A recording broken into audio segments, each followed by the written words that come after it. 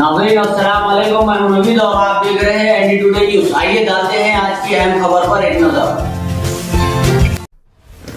खुशामदीद नाजरीन, आप देख रहे हैं एनडी टुडे न्यूज। टोली चौकी शेखपेट का फिल्म सिटी हॉस्पिटल, जहां पर मासूम और मजबूर खवातीन को नर्स की मुलाजिमत पर रखा तो जाता है, जब उन्हें मुलाजिमत दी जाती है तो कोई शराइत इनके सामने नहीं रखी जाती, बल्कि कोई लड़की अपनी मुलाजिमत मजबूरी के तहत छोड़ना चाहती है तो उसके आगे शराइत का भंडार रखकर उसकी तनख्वाह हड़पने की कोशिश की जाती है। इसी तरह आफरीन नामी एक खातून को नर्स की जॉब दी गई। जब जॉब दी गई तो इस खातून को किसी शराइत से वाकिफ नहीं किया गया। जब ये खातून किसी मजबूरी और परेशानी की वजह से अपनी जॉब छोड़ना चाह रही है तो उस पर शराइत का बोझ डालकर इसकी तनख्वाह रोक दी गई, जबकि ये खातून आजिज़ी मिन्नत मशक्क़त भी कर रही है अपनी तनख्वाह के लिए, तब भी इसे तनख्वाह नहीं दी जा रही, बल्कि वहाँ के डॉक्टर्स और स्टाफ इस खातून के साथ नाजेबा अल्फाज का भी इस्तेमाल कर रहे हैं। इस खातून ने मजबूर होकर इस बात की शिकायत बंचाराहिल्स पुलिस स्टेशन में दी, पर ये लोग मानने तैयार नहीं है। आइए सुनते हैं मजीद तफसीलात इस खातून की जुबानी। चैनल को लाइक करें, शेयर करें और बेल आइकन को प्रेस करें ताकि हमारी नोटिफिकेशन सबसे पहले आप तक पहुंच सके।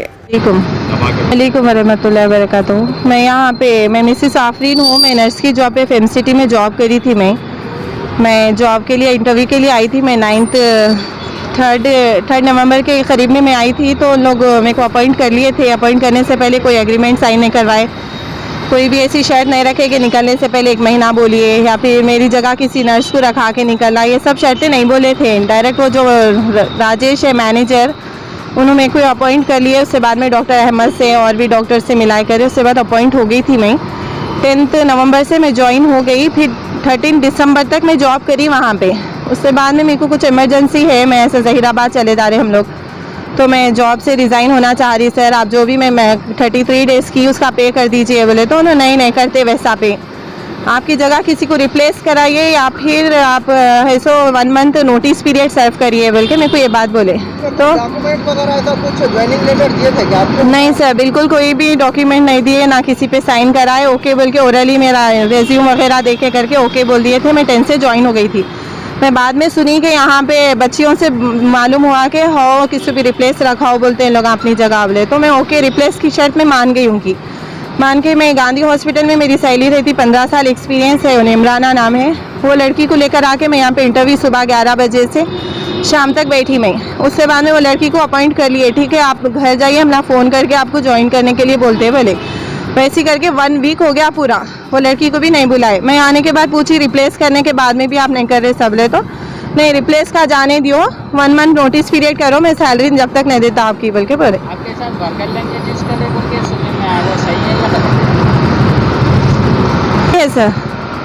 और आप कंप्लेंट लिखाए क्या उनके ऊपर? जी हाँ, मैं जाके बोली कि सर यहाँ पे ऐसा सैलरी नहीं दे रहे, मेरी मेहनत करे सो पैसे नहीं देना भी एक क्राइम है ना सर, आप लोग एक्शन लीजिए बोल के बंजारा हिल्स PS में जाके बोली मैं।